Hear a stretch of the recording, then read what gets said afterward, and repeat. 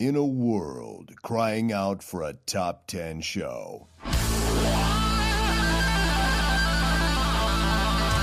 John Rocha and Matt Knost are here. So grab your assigned seat, sit back, and enjoy this week's Top 10. Brought to you by the Schmoes Know Network. Take it away, boys.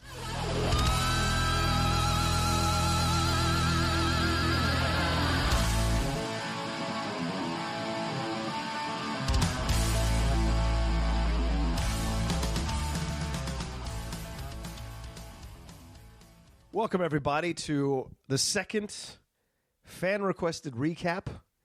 This new feature that we've got here on the Top 10 show. What do you think about just calling it Thunderdome? What? Top 10 Thunderdome? Two films in or one got to leave. So that way we can just put up Thunderdome over whatever image for YouTube and whatnot. Yeah. And it just, I don't know, it's a movie reference for what we're talking about. I love that idea. Okay. Do you think we run into any legal problems by calling it Top 10 Thunderdome? The second we start making money, yeah. Yeah, maybe we'll run into a legal problem. We have to change the name of it at that point. Do we want to call it the Top 10 Thunderdome? Or what do you call it, Thunderdome? What do you want? How do you want to call it? Like, well, okay, I guess this is off-air conversation. We're pulling the curtain back a little bit. Yeah, a little bit. I don't know. What? We'll have some options. Maybe it'll change for this week by the time you're watching this or listening. Yeah, or listening. But yes, I like Thunderdome. I love that idea. It's perfect. Well, there you go. It fits our show. Perhaps when people are downloading this and they see it in the breakdown and the titles, it will be Thunderdome. We don't know. We don't know. We're doing this a couple days in advance. I just don't want them to get confused that we're reviewing Thunderdome when we're not. No. Right. I know what you mean. I want it to be like the title of a show. Yeah. And it's a completely ripped off idea. At the same time, will people understand, unless you put Thunderdome, blank v blank. Yeah. But that can get pretty fucking wordy. That's pretty wordy. Yeah, really quick. All right. Anyway, we're doing Galaxy Quest this week. We are. Which slaughtered Star Trek 2. It really did. Yeah. Oh, and I'm John Rocha. I'm Matt Knost. And welcome to the Top 10 show. But yes, Galaxy Quest. Yeah, just destroy. I didn't ever do official tally because the eye test alone tells you Galaxy Quest ran away with this. Yeah. The people that wanted Star Trek 2, they were, the vocal minority. They made memes. They did other things to try and attract attention. It didn't work. No, not at all. Thank you for trying. It didn't put a dent on the Galaxy Quest landslide. Yeah. And this is like watching Steph Curry or Dion Waiters shoot. You're like, I don't have to look at the stats. I can tell Steph Curry's a better shooter and player than Dion Waiters. Like, it's without obvious. So the same thing. Like, you could tell from just looking at it how many people were wanting us to talk about Galaxy Quest over Star Trek 2. So, there it is. To use the parlance of the weekend, it was a slam dunk. Hey-oh. It was a slam dunk. Best slam dunk, by the way, in a long, long time. Dude, I don't think the right guy won.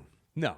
I think Aaron Gordon should have won. Absolutely. When you jump in a seated position over a 6 foot, 4 or 5 mascot on a hoverboard, and I just the sheer amount of musculature to pull that off so effortlessly, that's fucking so impressive. It's ridiculous. That 50 is worth a little bit more. It should have stopped it right there, honestly. And if anybody hasn't seen it, you can find it on YouTube, or if you go to the subreddit for NBA, they've got it unstreamable, and you can watch every dunk. It's pretty badass. It was fantastic. And I don't know how teams are okay with that. I don't know how insurance companies are okay. I don't know how agents are okay with it, because they put themselves in some pretty scary positions. Yeah. I mean, if that mascot holds on to the basketball a little too hard or a little too long, or Aaron Gordon could fall over with him on the hoverboard. He just nicks it and goes ass over tea kettle over the side. Yeah, I don't know. It's scary, man. Yeah. Then again, I can't dunk, so what do I know? These guys are super athletes. We want to drop that down like a foot, then now we're talking. Now we're talking. Anyway, all right, so we're going to break down Galaxy Quest. Spoiler alert for a movie that's 20 years old. Actually, I don't know how old it is. 15? About 15, I would say that's about right. I believe I saw it here in Los Angeles, so I've been here 15 years. So okay. I think I saw it here. Yeah, I did not see it in the theater. Yeah. Oh, you didn't? No. I saw it. I can't remember the first time that I saw it. I know I saw it to its completion, so it must have been on some pay channel, and there's just a movie airing over and over kind of thing. But I definitely didn't see it in the theater. Right. I did, because I'm a huge Star Trek, Star Wars fan, so I had to go. Like, I had to go see it. And the trailer looked hilarious. So I went on a matinee, like a Saturday afternoon matinee. Enjoyed the shit out of that thing. It's a fun movie. Yeah. Yes, they're skewering, but at the same time, with a lot of heart and compassion. They genuinely care about not mocking. Right. And it's great. They take great jabs, especially between Tim Allen and Alan Rickman. Oh my God. They're two characters. There's a couple. My absolute favorite is it's the full everything that he goes through, and I can't remember the character's name for the life of me. Which one? Alan Rickman's. Oh, yeah. Yeah, the doctor something. I can't remember. Yeah. We'll look it up real quick, but go ahead, yes. We should have probably done that before we started. We probably should have. When he actually ends up saving because of the oxygen deprivation, and then they're going to vent those people out into space, the aliens, and they crack the door open, and eventually Tony Shalhoub pressurizes in there, and they break in, and he is triumphantly running through the room. Almost not running through, but he's like, yes, we've saved. And they instantly go to thank the commander. He has saved us. And the defeatist, like, Rickman is on top of the world to just slowly, like, fucking, are you kidding me? So then he has to turn around and avenge the death of the crew member. Yeah. And he actually gives his speech for the first time with actual heart by the, whatever. By Grabthar's hammer, yeah. I will avenge you. It's great stuff because, he's named Alexander Dane. That's his name in the movie, but he has obviously a name of the character as well, which I can't think of right now myself. I know it's Tech Sergeant Chen is Tony Shalhoub. Yes. Taggart is it Taggart or which the one? Captain? No, you're thinking Beverly Hills Cop. That's no. But I think his name is close to that in this movie. Oh, maybe it's Jason Nesmith is his real name. Yes. And his character's name is Lieutenant Commander Taggart, isn't it? Yeah. Sure, that sounds about right. You're still questioning, though. The smirk on your face says you don't want to fucking give it to me as you search it up. And we both know that I think I just pulled that right out of my ass. You did. You really did. Thank you. Much respect for Shove what your you did. smirk up your ass, my friend. I wasn't smirking. It was more like I wasn't 100% your lip agreeing. was curling on the left side there in a villainous kind of way. You just needed a slight mustache to twirl as you were doing it. It was like empty promises from the space. It was a Great Rocky Space and Coaster. Bullwinkle kind of fucking villain. Rocky and Bullwinkle. Here's the thing about the film that I love about, and let me just like pull back a little bit. To me, it's the cast that sells everything. The story is great. The script is great.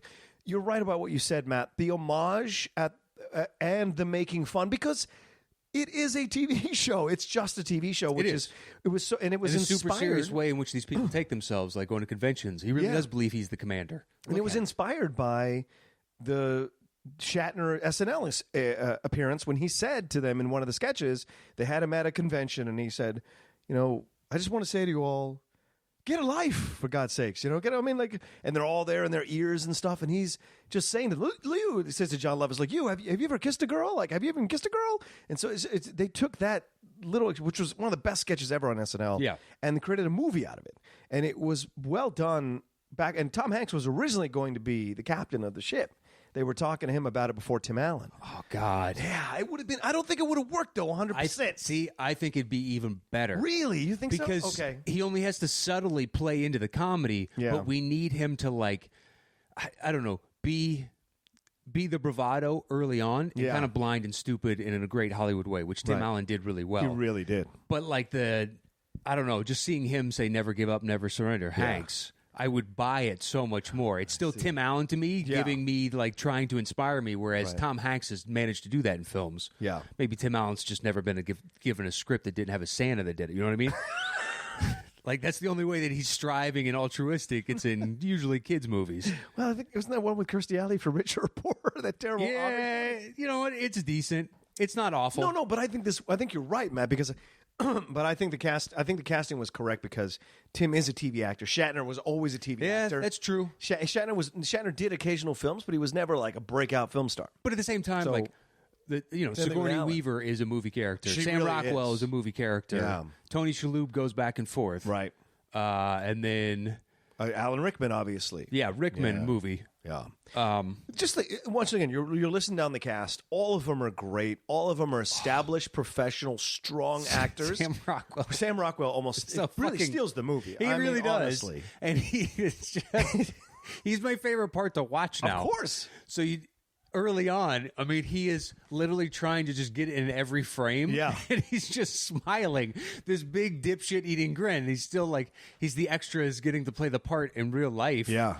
And then when it turns real, I love the scene when they're coming down on the shuttle to try and find that sphere that's the power source.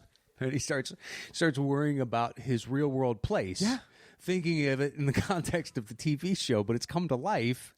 And he's like, I'm going to die. I'm fucking, random crew member number who gives a number shit. 7, right? Yeah. And then he's like, the last name? Do I have a last name? Just that and the, do I? Just you don't know. Twice. He's just snapped. Oh, God damn. And that's what's so great. Every single one of them has a very solid character. And they play off whatever's happening in the scene very much in what their character would do. Like Alan Rickman in that scene when he's going nuts about his name and stuff, he just rolls his eyes like, Jesus, are we almost there yet? Yeah. Are we there yet?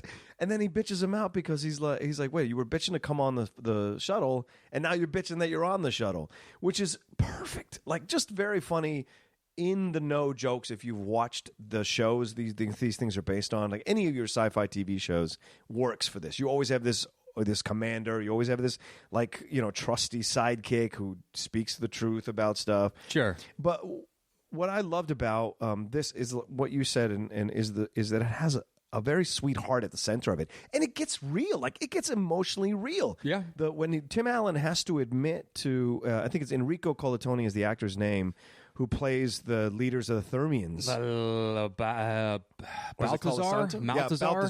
Balthazar. He has to tell him, like, it was all a lie. We were playing pretend. The pain that actor shows you. Those are the ones, because they're asked to do so much weird shit. Yeah. Then every once and again you see someone not doing as much as the others, and you're like, yeah, it would kind of grate on you when you have to walk around and you have to, pat your knees with your hands as you're walking.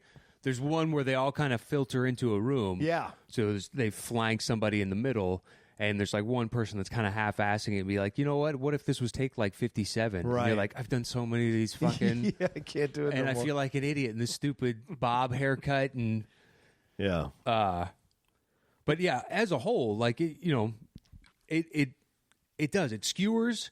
Yeah. But at the same time, you walk away enjoying and liking all the characters. I think it's because Tim Allen's character has ultimate redemption. Yeah.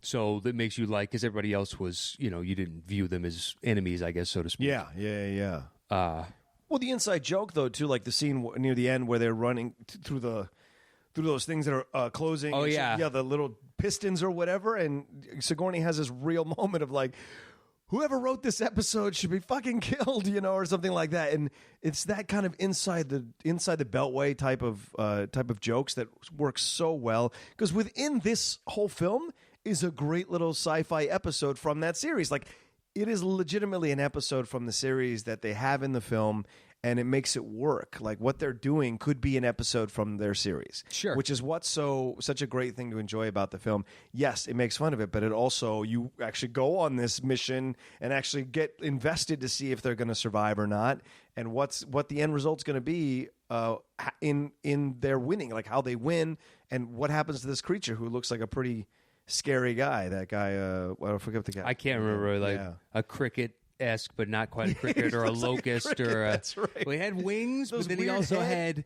had some spike things that would flare out as almost hair, but they weren't legs. attached to his head, or they were the back of it. It was weird. He had weird legs coming out of the top of his head. Yes. Yeah. Well, they would just spike up like when a fish. If you've ever gone fishing, you pull it out of water, and their dorsal fin will flare up as a defense mechanism. Mm-hmm. Maybe it's something like that, like it's an aggressive posturing, or right. Who fucking knows? And now we're trying to assign characteristics to a fictitious being. Saris is the Saris. guy's There name. it is. Yeah. Saris. Yeah, but even the way he dies is very TV wrap him up when Nesmith does the spin and rolls over and slowly draws his gun and fires and kills him. You're like, oh yeah, I guess I'd never thought of it through that prism. But it's so much that they skewer, not just within the show. They also skewer the conventions. Those people that go to the conventions. Uh-huh. I've been going to conventions for 9 years, and you see everybody they have as a character in the film, even as a small part, one line.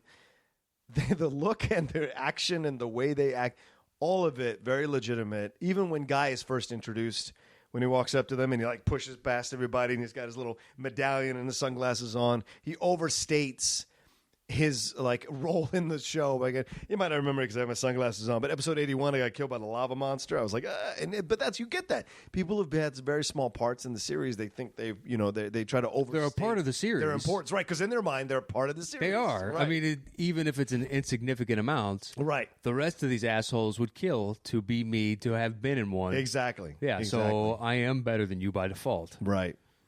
And then there's that subplot with Justin Long, like as a nerdy guy. Yeah, I mean he gives it heart because they're the kids that actually they believe it's all real and it turns out to be real, and so it just it makes them hard not to love. Yeah, exactly. Even in the middle when he's got to run out and throw the trash out, and he's trying to explain to his mom how important it really is, but for the first time ever, it genuinely is important. Yeah, exactly. It's that's another moment where they hit the button and it counts down to 1 but stops there. Yeah. And Sigourney and Tim are like whatever trying to say that they love each other and they always should have. Right. And that's great. Yeah, and she's like, "Oh yeah, it always ends at 1 on the show." And then they start to leave and she's like, "Hey, wait a second." Yeah. And he's like, "Yep." And of course Rickman, I mean, we have to talk about how great he does with that character because he is like his reaction right at the beginning that he's so upset for being in this situation again. Oh, but he's like, I was Richard III. Or was it King Lear? No, it was Richard III. Was it? Yeah, he had 5 curtain calls. 5 curtain calls. I remember that. Yeah. And then when Tim Allen shows up, is he already given a speech? Just knowing that it's come. Yeah. But I like the show. But then it's the reality of that life. You have to sign those autographs. You have to hear your catchphrase over and over again. And then you have to go open a studio store, sales store, or whatever. Go to some opening for some. This is your life. You're this character. How many I can't imagine the original Star Trek crew did that all that much. Oh yeah. Well, I mean. Oh yeah, dude. For how long? 10 years? Well into the 90s, they were doing stuff like that, dude. Oh yeah. Oh well, doing small electronics openings, store openings. Oh yeah, they were going to. They would show up and they wouldn't. It wouldn't be Shatner and Nimoy because those guys were. Yeah, but I'm saying you get 4 of the others in one space. You could definitely get Chekhov and Scotty and Uhura and maybe Takei, depending on what mood he was in that day, to go and show up and do these openings. Yeah, I bet if you Google this stuff and you would find it all through the 80s and 70s that they would show up and do stuff because that's the reason that fandom kept going is people were in love with these characters. So they would hire them in Poughkeepsie for $150 for the day to come and show up. Hey, you're an actor. You got to pay the bills, man. Yeah, I don't know. That's just there's got to be better uses of your time. I guess, but if you got to pay the bills, who's hiring Chekhov to work on anything? It's kind of like you have to do your life. Yeah, but at the same time, there's action figures made of them and they get paid for those action figures. There's passive income that they're getting, not from the episodes re-airing, but from their likeness being used and shit like that. So they have money coming in. They're not not a ton, but probably enough to, get by, have a house. I don't know what the contracts were like back in the 60s and 70s, what they were allowed, because they're such ancillary, they're lesser characters in the Prism at the time. Or in the ranking of at the time, who knows how much they negotiated with their agents and how much of that passive income they actually get as smaller characters on the show. Well, I can't imagine the toys were made until Star Wars, blew up, and they're like, oh, there's a market for this. But at that point, the contracts were all kind of standard. Exactly. I'm guessing the store openings they did maybe in the 70s. That's what I just can't imagine in the 80s you get 4 of them in one spot because they were doing movies every 3 years. You're probably right. I don't know. I'm talking out of my ass. I have no idea. Yeah. You're hoping it's not true. Not really. Yeah, you don't want them to have to experience that. It's a terrible life, man. I just, there's got to be lesser versions of Star Trek that are doing those gigs in my eyes. Probably. Yeah, just like Enterprise. Battlestar Galactica. Oh, hey, we can get so-and-so to show up, or something that's got a smaller cult following. Right. Although who the fuck knows if anybody even does that shit now. Babylon 5. What are the other ones? Deep Space Nine. Deep Space Nine, Voyager, Enterprise. Voyager I never watched. What was the one with 7 of 9 or whatever? Yeah, it's Deep Space Nine. Okay. Yeah. But then there was Voyager, which was with Kate Mulgrew, and then there was Enterprise with Bakula. I think I got that right. But then on the other side, there were those spin-offs like Babylon 5 and Serenity and I can't remember what these, not spin-offs in terms of actual source material. I mean they were copies of spaceship type shows, space type shows, sci-fi type shows. Sure. I don't know Firefly. Firefly is a space western. Yeah, I guess, but you don't have Firefly without Star Trek. Yeah, true. I mean, they're in the shape, and they're all like one captain who's roguish. It's just all the same things. Yeah. Or Star Wars. It's like an amalgamation of both, I think. True. But yes, it's an elevated. I agree with you. It's an elevated. It's a ship's captain, so it's based on basically it's a boat going out to sea. It's anything like that where you have crew and somebody's got to be in charge. Otherwise, it's just fucking chaos and mutiny. Right. But it's so great to watch the journey of each of these characters in the film, right? Like, I mean, Tommy is the best, the black guy who's the navigator. Like, he was a child. He was literally a child, an 11-year-old when the original series was on, and he's still doing these appearances and showing up at this stuff. And then he actually has to drive the ship, which is so funny. And then Shaloub, who almost steals it from Sam Rockwell, the movie, with his chill guy persona. Well, it's great because I can't remember where it happens in it. But there's a throwaway line off camera. I think it's Rockwell asks it to Shaloub, "Are you high? Are you stoned? Are you stoned? Is that what?" Yeah, which is great because his character is just kind of happy-go-lucky. Yeah, I take it as it comes, just like whatever. I'm great. The best Shaloub though is with Rockwell when Rockwell's like, "You know what? I'm going to go in there. He's got the gun. There's the full room, and he's like, if I got to die, I'm going to do Blades of Glory." And Shaloub was like, "What if? Hear me out. You're the plucky sidekick, comedic sidekick." And then he thinks of the rock monster, but the stoner laugh, and that's where the stone line, I think, comes after that. It's just like, I got a good idea. But it's so believable. Yeah. It's not like, in no way do I think he's acting. I really believe that character just thought the idea and made himself laugh. Yeah. It's just like, oh, this is just me. Shaloub was great in this. Oh, he's so good. And then he has the love affair with Missy Pyle. Yeah. And it's not bothered that she's an octopus or a cephalopod of some kind. Whatever that thing is. Missy Pyle, this is where I started to get a crush on her, was this movie. Because I think she's an interesting looking girl. Like, I think she's an attractive. For comedians, she is, I think to me, she's kind of very attractive. And so I watch her in movies and little things like that. And I'm always happy when she shows up. And a quick story, I was at my dentist and she was in the 2 rooms over. And I was telling my hygienist what a big fan of hers I was. Well, my hygienist ends up telling her to come walk over and say hi to me. So I'm wearing the thing. You're looking tooth hanging out. Yeah, I did not look great. Fresh. Just beautiful.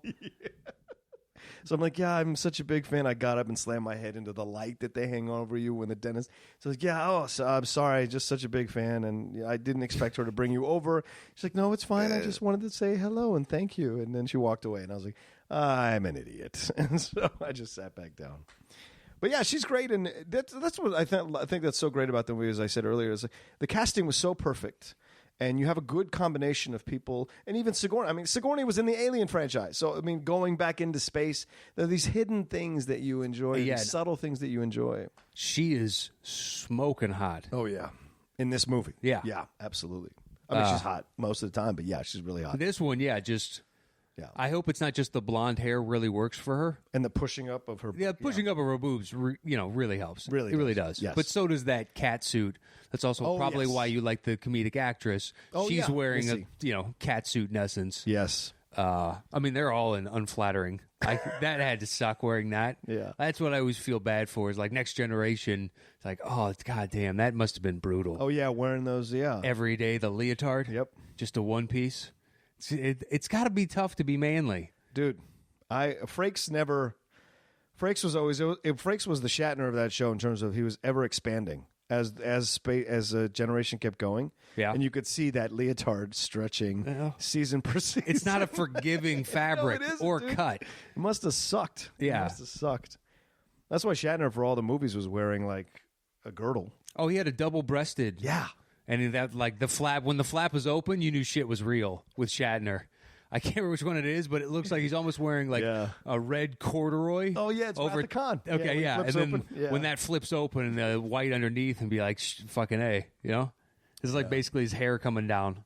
And it's just Dean Parisot directed this. I think I'm saying Parisot, however I'm saying his name. And no idea. He didn't do much after that, and it was interesting because I think he directed Home Fries, which is what kind of got him on. So it was. I don't think they expected this thing to be as good as it was, and it ended up being really well done.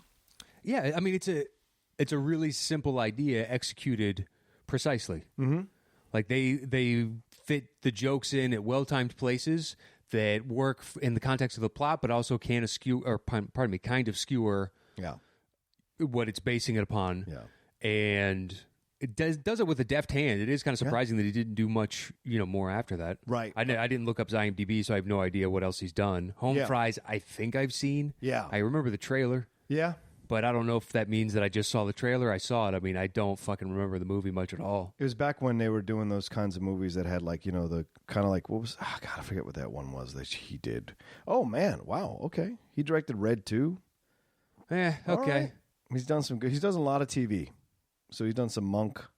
He did Fun with Dick and Jane. Did you like that, the Jim Carrey version? No, never saw it. Jim Carrey fan that you are? Oh, never saw it. All right. No, it's that was when Jim seemed tired. Yes. There's like 4 straight movies that I didn't see, like Yes Man or whatever that one was. Oh, I love Yes Man. I never saw it. That's a good film. I saw the trailer and I was just like, it looks like you were reaching for what you know, like what used to come comfortably for you. Mm-hmm. So I didn't want to see it because I still hold so many of his movies in such high regard. Gotcha. I don't want to lose the luster of those. It being tarnished by seeing like, oh yeah, that's what happens when that one trick pony gets ridden into the ground. Yeah, like Ace Ventura, When Nature Calls. It's very much, I agree. Oh, dude, you were getting I know I'm getting pilloried, my friend. Right. Everybody's on my side. It's all right. I'll take it. It's just nice to know. It's nice to know the people are with me on that one. That's because right. That movie is a fucking classic. Oh, it's so good. Classic. Thank you, Dark Continent. Good night. And after he keeps giving him a flat tire, that was, I thought we talked about. It's got just a million of those. You have to. Look, it's part of my box of movies. So I've seen it so many times that it's got a place in my heart, and I will fight for it. It's worn you down. Perhaps. I don't know. You have a propensity to get worn down by movies. Oh, says you. That's true. I have a terrible love of Norbit, which I cannot explain. It says the guy that when I brought up Chariots of Fire, and you literally went, "Go fuck yourself!" Like you got antagonistic immediately. When is this coming out? Is this coming out tomorrow? Because then you're betraying what's happening on the show on Thursday. That's true. Delete. Don't pay attention. Don't pay attention to that. I forgot about that. We taped that a couple days ago. Error. I guess we could edit for the first time. No. The show is unedited. Anyway. And for those who don't know, we have Hal Rudnick on tomorrow. Kind of a big deal. Oh, yeah. We hadn't announced that yet, but sure, why not? Yeah, we should. We should promote it. Yeah, definitely. I'll be putting it up on the social we're doing basically the top 10. Actually, we've never announced that before. So I was just going to stop. Top 10 something. Matt's going to do it. It's a top 10 something. It's a top 10 something. But I think it's something that you guys will really enjoy, and especially lovers of film from multiple decades will enjoy. I almost said centuries. Yeah. Jesus. Well, anyway, without finishing that sentence, you can do that, but then simultaneously, the second best rescue movie, was it second best? Is Rambo 2. Come on now. And you're like, okay, all right. Well, listen. Come on. We're all oxymoronic. You know what I mean? Some of us are just moronic. What is that? I think it's a T.S. Eliot quote that the beauty or the amazing thing about the human brain is it can have two opposing ideas exist simultaneously and you still function. Yeah. Like you can't have these completely opposing ideas and go, both sides are accurate and still walk and talk and chew gum. It's a contradiction in terms. We all are. Agreed. We're complex. Yes. And that's a lot of these characters, and you end up discovering that a lot of these people in the movie as well in Galaxy Quest are also complex. Like Golf clap. Way to tie that back in. Way to tie that back in. I was going to let you go. I was like, I know where we're going. This is good. That's professional. That's you brought that right back in. You're just like, I'm going to sew up this loophole, and boom, we're right back in. Because it's fun to watch the change, because nobody is perfect in the movie. No, even Alan Rickman has his issues and has his stuff because he's a bit of a diva, because he's caught up in that he should have been more. Like he should have been Brana, and he's a character on a sci-fi show. He probably gets made fun of by his other British actors when he goes back to London and has their little get-togethers from the colleges getting together.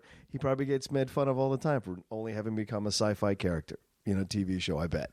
So you can see echoes of those people, and especially as an actor, you can see the possible subtext of a lot of what they're doing, and that's what makes the film so much fun to watch. In multiple situations, but also because the little instances they find themselves in are very reminiscent of episodes you've seen in TV shows. Like the little things that eat those little like baby looking cute little aliens that end up becoming these ravenous, insane. Sigourney Weaver is like, and Sam Rockwell pulls her aside. He's like, "Have you never watched this show? Right. They're about to turn evil and do something just terrible." And then the next scene is them, taking out that injured, the crippled one of there. It's just great. It pulls it back, or after Nesmith, Tim Allen, he gets pulled up last. Yeah. And then Rickman's got the great line of, I see you managed to get your shirt off. Right, exactly.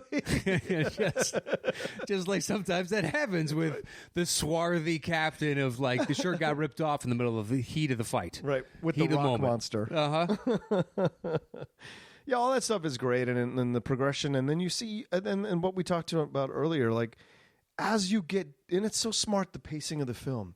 You're introduced to these kind of shallow characters who have their things that they played into the stereotypes that we believe exist, especially with Tim Allen's character. Yeah, because I mean, it's basically Shatner and Nimoy in real life. It's basically Shatner and Nimoy, because Nimoy bitched all the time about having been known for Spock when he had been on Mission Impossible and he'd been a stage actor, and he was so adamant about that he was more than just Spock, and so it was great that they had that echo in with Rickman's character, and of course Shatner.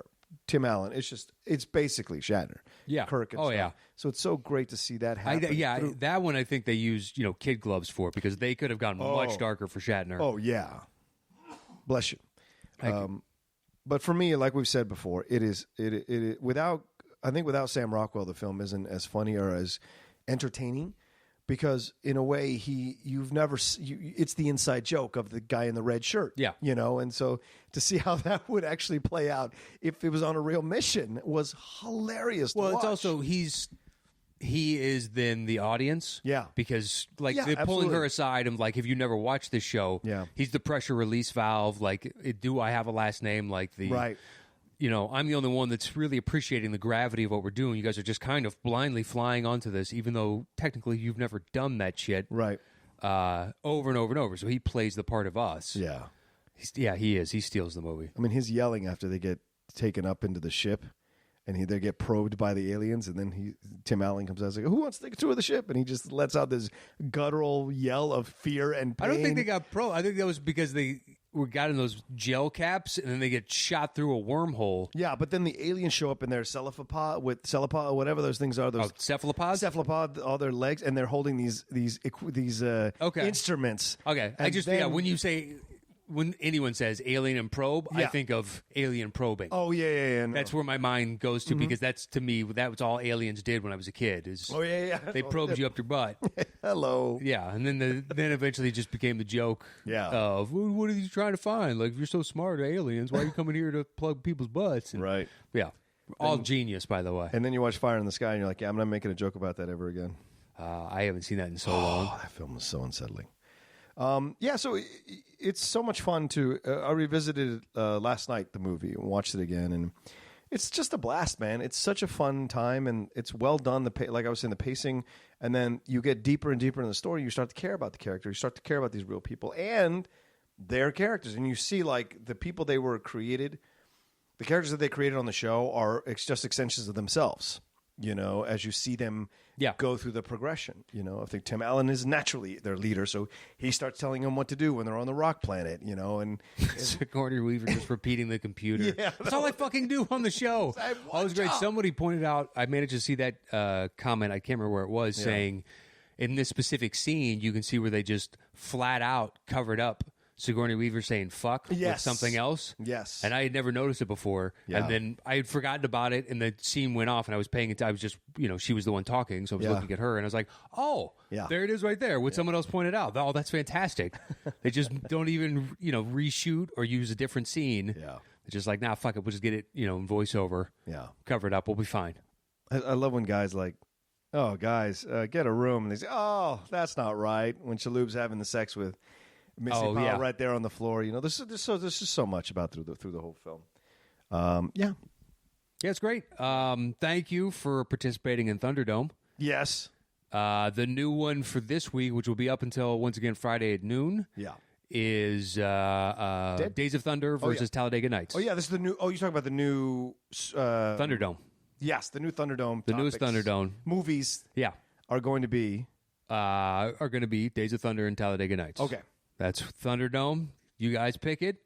It'll be Friday, 12 p.m. Pacific Standard Time. Hello. Same as last week. That's 3 Somebody p.m. got in an hour late, and once again, I didn't do an official tally, so who cares? Right. Who cares? It's pretty obvious. I believe he was on the winning side anyway, so congratulations. And it didn't make any difference.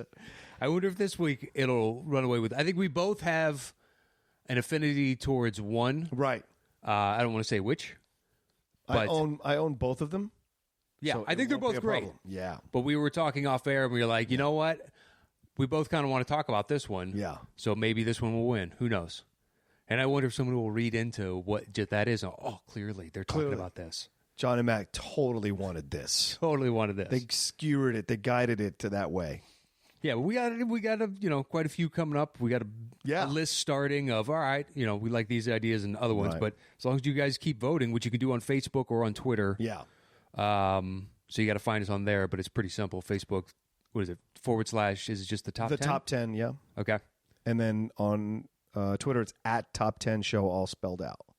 So, yeah, we appreciate you all. And please, give us feedback on these. Let us know. Because it's something new we're trying. So if it's not grabbing your fancy, you guys aren't liking it, then we'll put it to bed and think of something else. But we're just trying to expand the brand a little bit and explore other possibilities. We still are kicking around the idea of sitting down and watching a movie and recording a track of us watching a movie of the choice. So that may come up as some in the future. But for right now, we thought this is a way of kind of splitting the atom a little bit, or splitting the difference a little bit, and then seeing something again and then talking about it. Well, as a recap look, and review. You can go on Podomatic and people can actually. There's some button that says demand a new or a new episode, or we want a new episode, and we get a ton of those every week. And we get people hitting us on YouTube and on Facebook of why don't you do this? Do an NBA podcast. Do a podcast about this. Hey, you guys brought up this. Why don't you talk about that? There's a demand of it could go to our heads and be like, fuck it, we're going to do now what should the Supreme Court do with Scalia's vacancy podcast. I would do that podcast. But that is not this show, and we will not do it on this podcast. So it's basically just generating some more content that's pretty easy. It's interactive. It's fun for you. It's fun for us. Right. The more shows of those, I guess, that are like this, the better. Who would listen to us? I think it'd be interesting. No the way. top 10 Scalia nominations. Just replace Scalia. Oh, okay. You got one?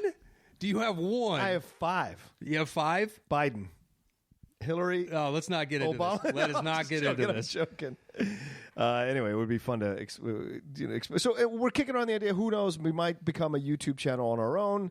There's all kinds of possibilities. So we're just kind of kicking around and exploring a little bit, and we'll see where it goes. Yeah. Yeah. So thanks for listening, everybody. Talk to you later.